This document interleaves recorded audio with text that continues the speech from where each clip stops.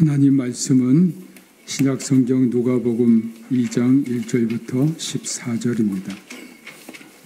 누가복음 2장 1절부터 14절입니다. 제가 가진 성경 신약성경 89페이지가 되겠습니다. 한 절씩 교독하겠습니다. 제가 먼저 1절 읽습니다. 그때에 가이사 아우구스도가 영을 내려 천하로 다 호적하라 하였으니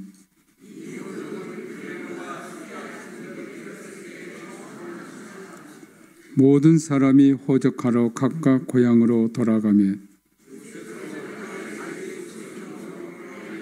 동네에서 유대를 향하여 베들레헴이라 하는 다윗의 동네로 그 약혼한 마리아와 함께 호적하러 올라가니 마리아가 이미 잉태하였더라. 거기 있을 그때에 해산할 날이 차서 첫 아들을 낳아 강보로 싸서 구유에 뉘었으니 이는 여관에 있을 곳이 없음이러라. 그 지역에 목자들이 밤에 밖에서 자기 양떼를 지키더니 주의 사자가 곁에 서고 주의 영광이 그들을 두루 비추매 크게 무서워하는지라. 천사가 이르되 무서워하지 말라. 보라, 내가 온 백성에게 미칠 큰 기쁨의 좋은 소식을 너희에게 전하노라. 오늘 다윗의 동네에 너희를 위하여 구주가 나셨으니 곧 그리스도 주시니라. 너희가 가서 강보에 쌓여 구유에 뉘어 있는 아기를 보리니 이것이 너희에게 표적이니라 하더니 호련히 수많은 천군이 그 천사와 함께 하나님을 찬송하여 이르되 지극히 높은 곳에서는 하나님께 영광이요 땅에서는 하나님이 기뻐하신 사람들 중에 평화로다 하니라. 아멘. 잠시 묵상으로 기도하겠습니다. 하나님 아버지 감사합니다. 우리 주님 이 땅에 오신 이 기쁘고 또한 감사의 날, 영광의 날, 복의 날 성령님 이곳에 임재하시고 우리 모두에게 성령으로 기름 부어 주옵소서. 주님의 말씀을 듣겠나이다. 우리의 심령의 문을 열어주시고 영의 귀가 열려서 주님의 음성을 듣고 영의 눈이 떠서 주님을 보는 시간 되게 하옵소서. 주 예수 그리스도의 이름으로 기도합니다. 아멘.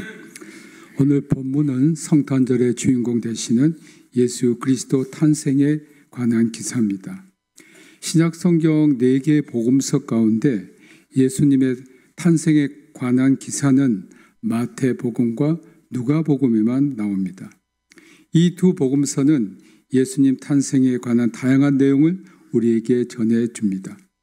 그러나 두 개의 복음서에서 공통되는 내용은 예수 그리스도께서 동정녀 마리아에게서 태어나셨다는 것과 베들레헴에서 태어나셨다는 겁니다.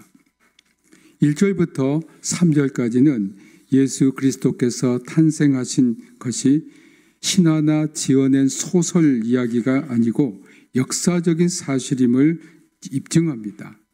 예수님이 태어나실 당시 이스라엘은 로마 제국의 속국이었습니다.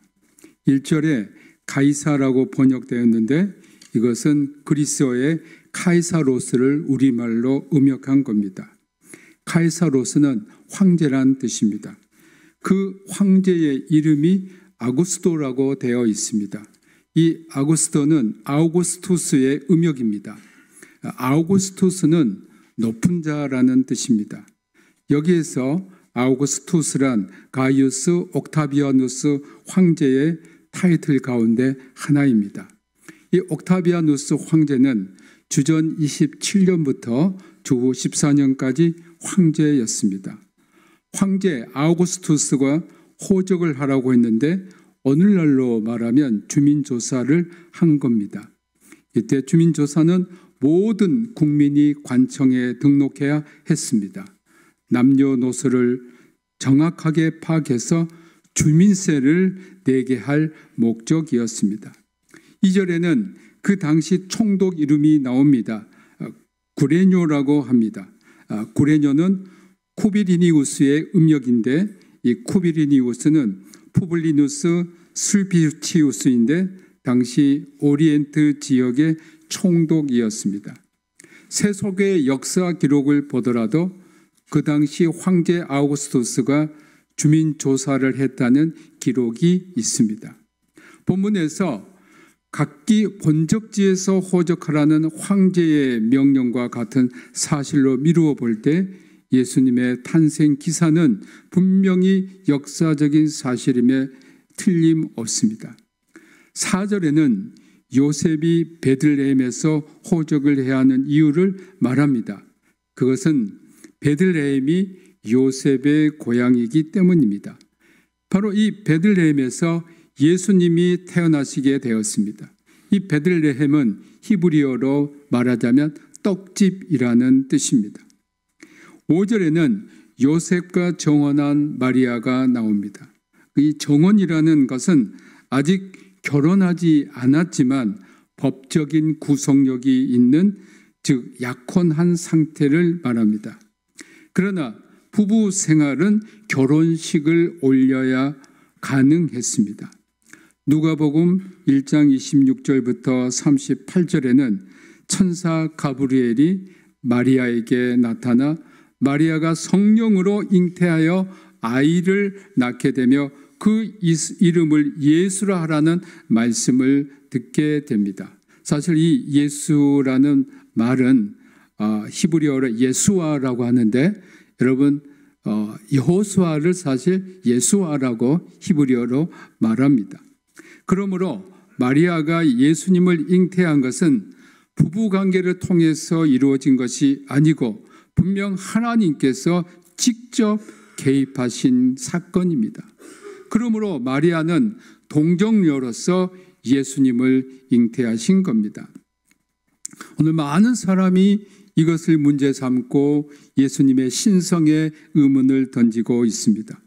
또 어떤 사람들은 예수님이 동정녀에게서 나시면 어떻고 그렇지 않으면 어때, 그런 것에 생각할 필요도 없다라고 속단할 수 있습니다. 그러나 이 문제는 그렇게 속단할 수 없습니다. 예수님이 아담의 씨와 관계없이 태어나야만, 죄 없이 태어나야만, 아담의 그 죄를 받지 않고 태어나야만 그가 죄인을 위해 하나님 앞에서 죄를 담당하고 온 인류를 구원하실 수 있기 때문입니다. 6절에는 호적을 하러 베들레헴에 갔는데 그곳에 있을 곳이 없었음을 말씀합니다. 베들레헴은 아주 작은 마을입니다. 주민조사 때문에 전국에서 사람들이 몰려오니 있을 곳이 부족한 것은 당연한 일이겠지요. 그런데 마리아는 이미 임신한 몸이었는데 하필 때가 해산할 날이 가까이 온 것입니다. 마리아와 요셉은 있을 곳을 찾다가 겨우 찾은 곳이 마구간입니다.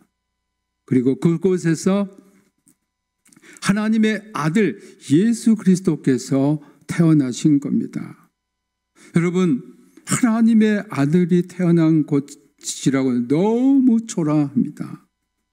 세상의 임금 자식이 이렇게 태어나겠습니까? 하나님의 아들이 태어났지만 세상에는 알아주는 사람도 없었습니다. 남의 집 마구간을 빌려서 그곳에서 태어나셨다는 것은 예수님의 삶 자체가 태어날 때부터 철저히 소유하지 않았음을 보여줍니다. 이것이 예수님의 삶입니다.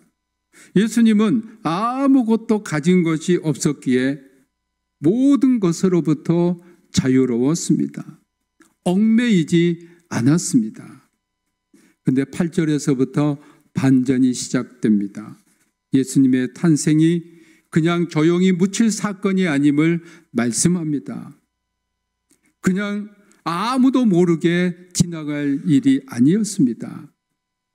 여러분, 제가 옛날 어렸을 때 시골에서 보니까요, 시골에서 송아지만 나도 동네방네 다 알리더라고요. 송아지 났다고. 네. 저희 집에서 송아지 낳았는데 온 동네 사람이 알고 축하를 하러 온 걸 제가 보았습니다.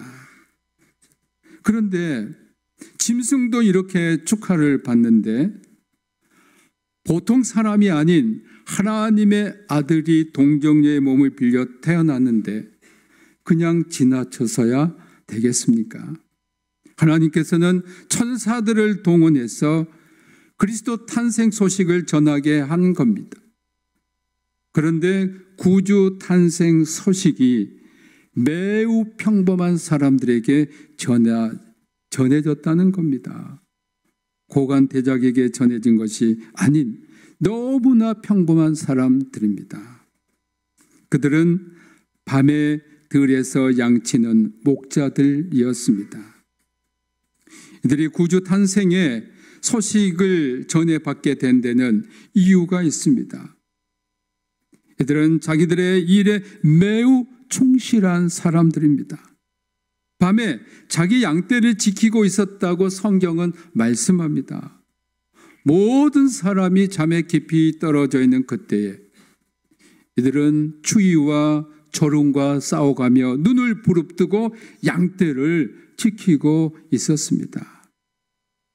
우리가 이 말씀에서 참으로 놓쳐서는 안 되는 것이 있습니다. 우리가 깨어있지 않으면 마귀에게 당하게 됩니다. 그래서 베드로전서 5장 8절에서는 근신하라 깨어라 너희 대적 마귀가 우는 사자같이 두루 다니며 삼킬 자를 찾는다고 했습니다.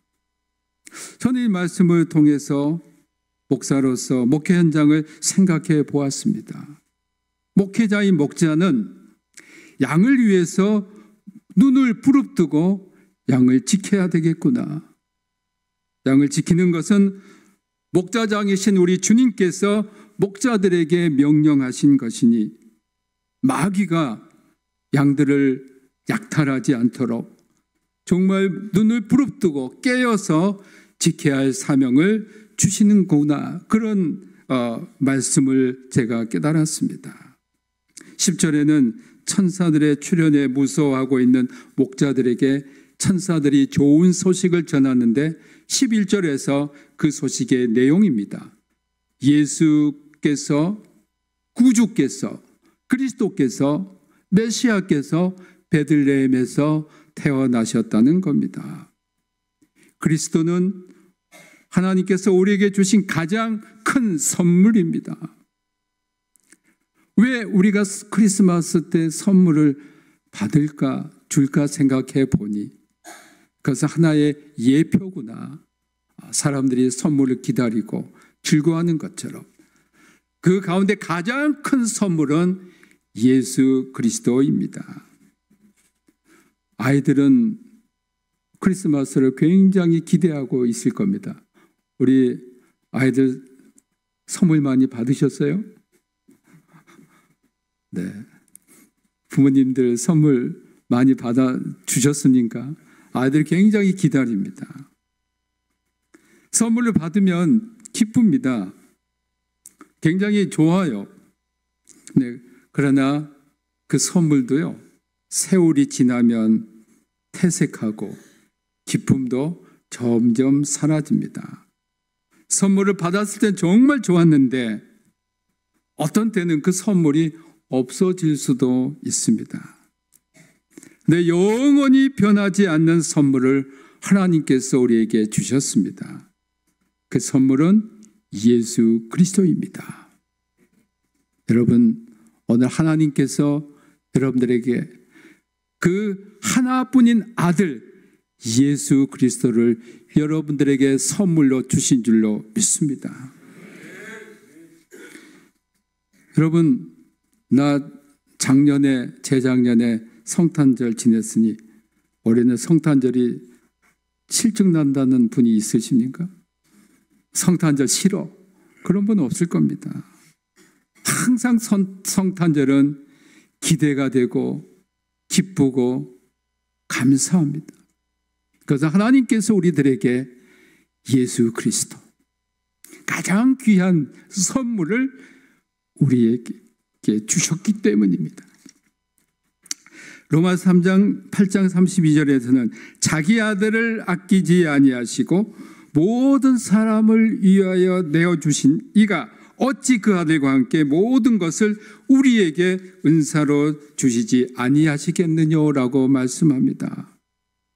사랑하는 우리 성도 여러분, 하나님께서는 가장 아끼시는 분을 우리에게 선물로 주셨는데 그보다 못한 것들 우리에게 안 주시겠습니까? 이렇게 귀한 선물을 우리는 성탄절에 하나님으로부터 받았는데 예수님을 귀한 선물로 여기지도 않고 모르는 사람들이 이 세상에는 얼마나 많은 줄 모릅니다. 오늘 주님이 이 땅에 오신 이날 우리는 가장 값지고 귀한 선물을 하나님 아버지한테 받았습니다. 사도 바울은 이 선물을 가리켜서 고린도후서 4장 7절에 우리가 이 보배를 질그릇에 가졌으니 이는 능력의 심히 큰 것이 하나님께 있고 우리에게 있지 아니함을 알게 하려 함이라고 했습니다. 하나님께서 여러분에게 주신 이 귀한 보배를 여러분이 항상 간직하여 언제나 주님께서 주시는 그 기쁨과 감사와 능력을 누리며 승리하는 우리 모든 성도님들이 되시길 주님의 이름으로 축복합니다. 예수 그리스도의 은혜와 아버지 하나님의 크신 사랑하심과 성령님의 감동하심이 하나님의 독생자 인간의 몸을 입으시고 가장 낮고 천한 모습으로 오신 우리 주님, 그러나 가장 보배요 세상과 그 어느 곳과 바꿀 수 없는 보배로 우리 주님 우리 안에 모시고 우리가 주님 오시는 그날까지 살기로 다짐하며 결단하는 여기 모인 모든 주님의 자녀들, 그들의 가족과 권속과 또한 우리 평택대학교의 피어성 기념학원 평택대학교, 이 나라와 이 민족 위에 북한에서 고난당하는 우리 동포들에게 지금부터 영원토록 함께하기를 축원하옵나이다. 아멘.